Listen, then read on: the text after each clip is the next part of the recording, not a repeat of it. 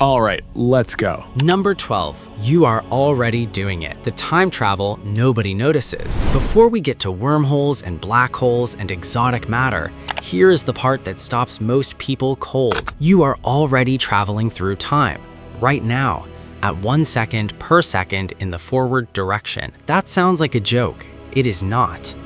Einstein's special relativity, confirmed by every precision experiment ever conducted, says that time is not a fixed universal constant ticking at the same rate everywhere.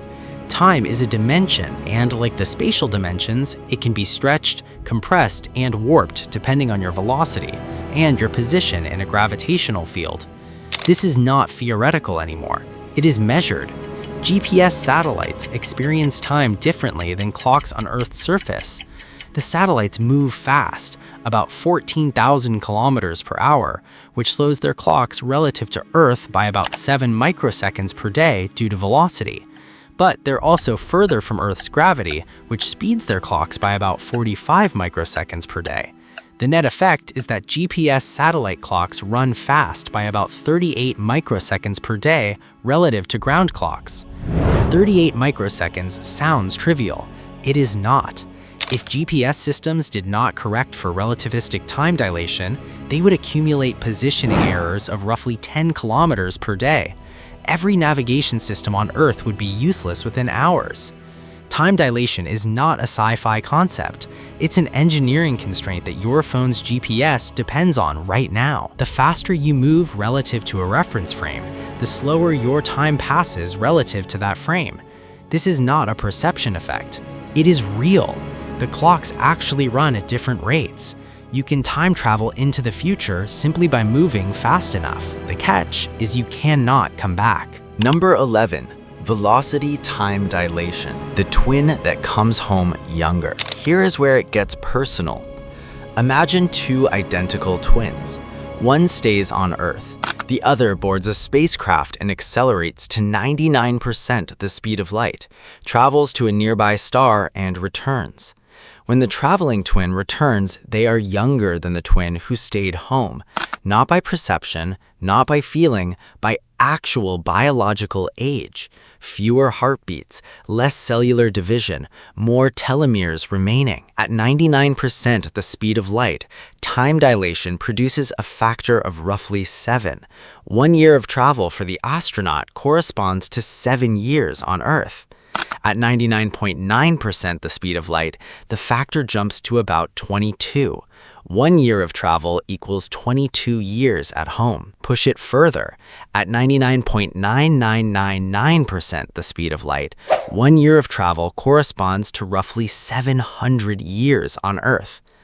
A spacecraft capable of sustained near-light speed travel could, in principle, allow a human to travel thousands of years into Earth's future while aging only decades. This is not science fiction. The physics is established. The engineering is the problem. Accelerating a human-scale spacecraft to 99% the speed of light requires energy on a scale that dwarfs current human civilization. The kinetic energy of a 1,000 kilogram spacecraft at 99% light speed is equivalent to roughly 40 times the total annual energy consumption of humanity. The physics works, the power plant does not exist yet, but the twin paradox is real. If we solve the energy problem, the time travel into the future is included free. Number 10. Gravitational time dilation, the black hole clock. Velocity is not the only thing that warps time. Gravity does it too.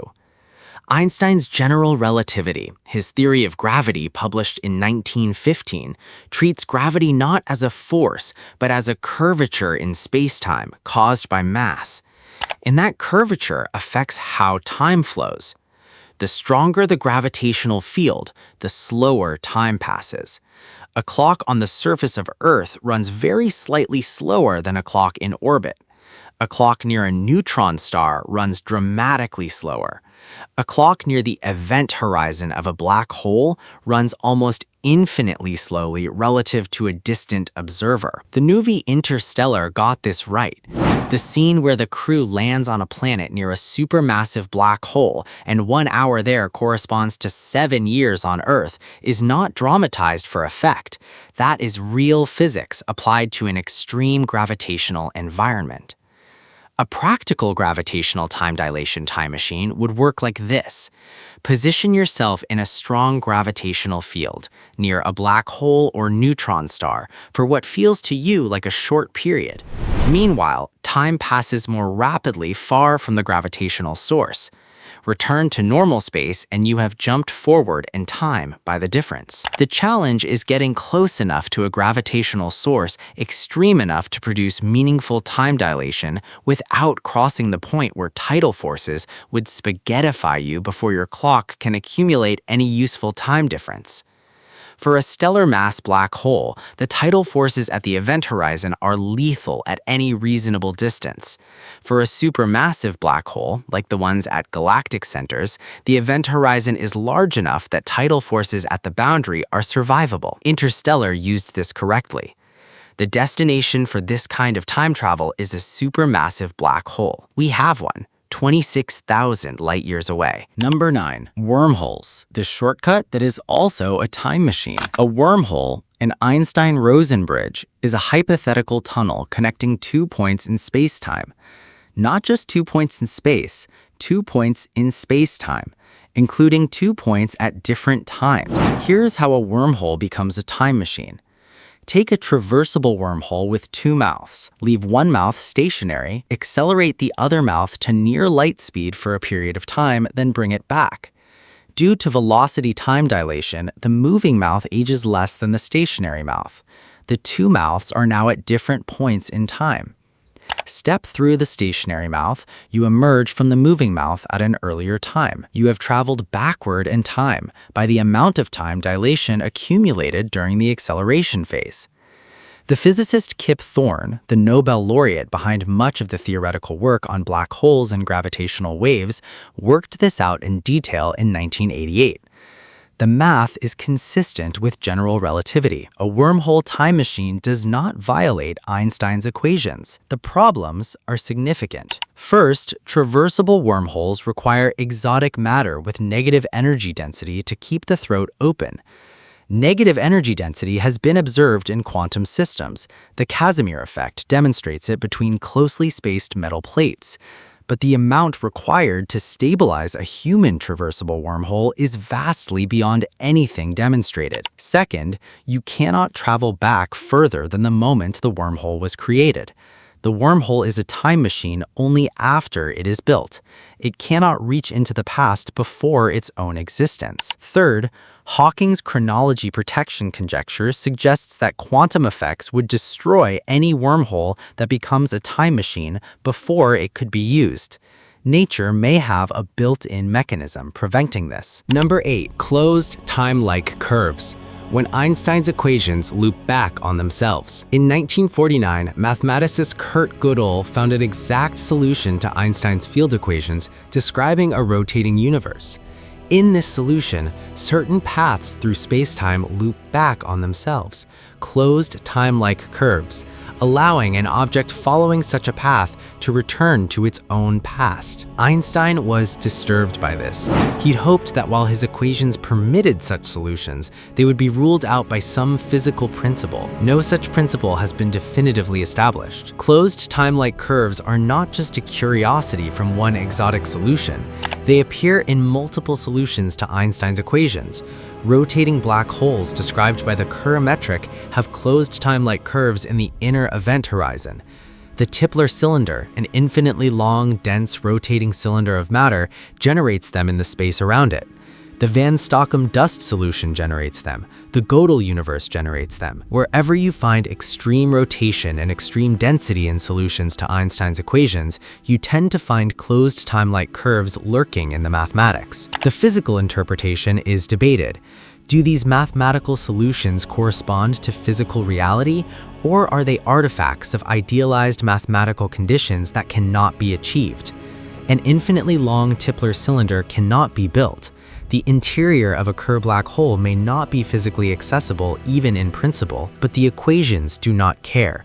They produce the curves regardless. Number 7, the Tipler cylinder, the time machine you could actually build if you had infinite resources. Frank Tipler proposed it in 1974, an infinitely long cylinder of extremely dense material, rotating rapidly. The rotation drags space-time around it, the same frame-dragging effect that occurs around rotating black holes. If the cylinder rotates fast enough and dense enough, the frame dragging creates closed time-like curves in the space around it. Follow one of those curves in a spacecraft, and you return to your own past. The physics is consistent with general relativity. No exotic matter required, unlike wormholes.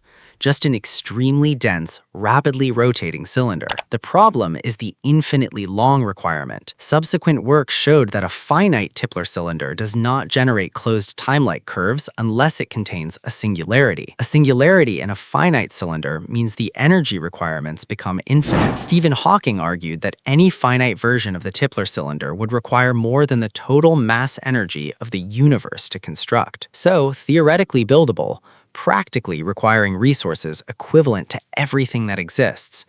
A minor engineering challenge. Number 6, cosmic strings. Defects in the universe that might bend time. Cosmic strings are hypothetical, one-dimensional topological defects in the fabric of space-time, relics from the very early universe when phase transitions in quantum fields may have left behind line-like concentrations of enormous energy density. They have never been directly observed.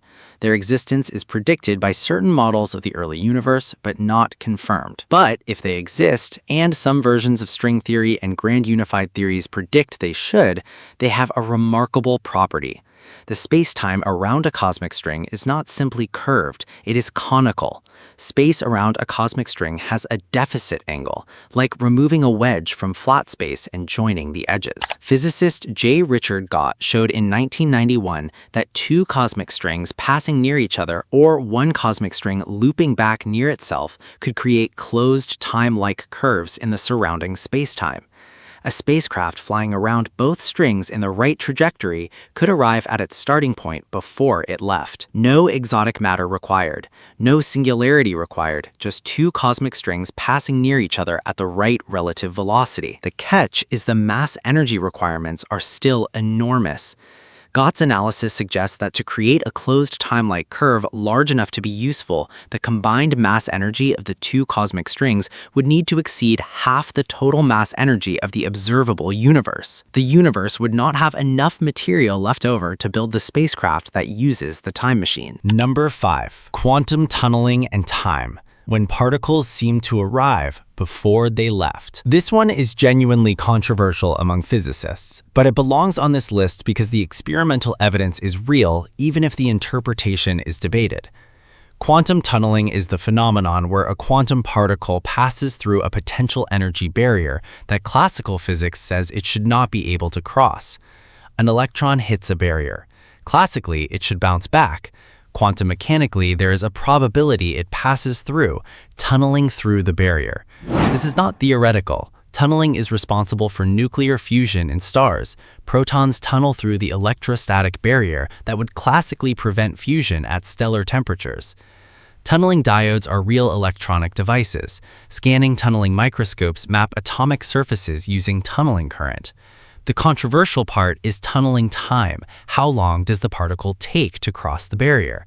Experiments, including a landmark measurement by a group at the University of Toronto in 2020, suggest that tunneling may be instantaneous or may actually involve the particle appearing to spend negative time inside the barrier. Some interpretations suggest the particle emerges from the barrier before it enters it from a certain reference frame perspective. This is not consensus. The interpretation of tunneling time measurements is actively debated, but if certain interpretations are correct, tunneling represents a quantum mechanism by which information or probability amplitudes propagate in ways that challenge simple causal ordering. A full-time machine based on quantum tunneling remains far beyond current physics, but the experiments are real and the debate is live. Number 4. The block universe and eternalism. If all of time already exists, then travel is just navigation. This is the most philosophically radical entry on this list, and arguably the most scientifically grounded given what relativity actually implies. Special relativity does not just say that different observers measure time differently, it implies something more radical. The relativity of simultaneity means that what counts as now is observer-dependent. Two observers moving relative to each other have different planes of simultaneity.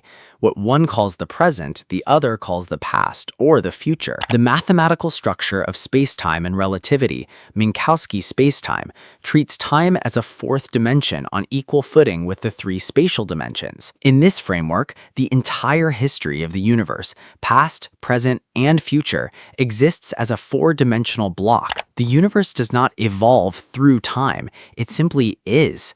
All of it at once. This interpretation, called eternalism or the block universe, is not a fringe position. It is the interpretation most consistent with the mathematics of relativity, and it is taken seriously by a significant fraction of physicists and philosophers of physics. If the block universe is correct, time travel is not about creating a physical process that moves you backward. It is about navigation, about finding a path through four-dimensional spacetime that connects you to a region labeled with a different time coordinate. The closed Timelike curves and wormholes discussed earlier are exactly such paths, routes through the four-dimensional block that connect different time coordinates. Whether the block universe is the correct interpretation of reality is not settled, but if it is, time is not a river flowing in one direction. It is an ocean, and we are learning to swim. Number 3. Tachyons, particles that only travel backward in time. In standard physics, nothing can travel faster than light. This is not just a speed limit. It is a consequence of causality.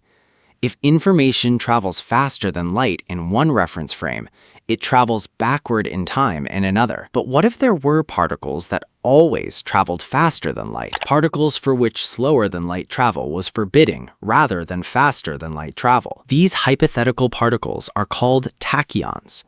They were first seriously proposed by physicist Gerald Feinberg in 1967. In special relativity, the energy of a particle moving faster than light would be imaginary, involving the square root of a negative number. Tachyons would have imaginary mass. Their speed would be inversely related to their energy.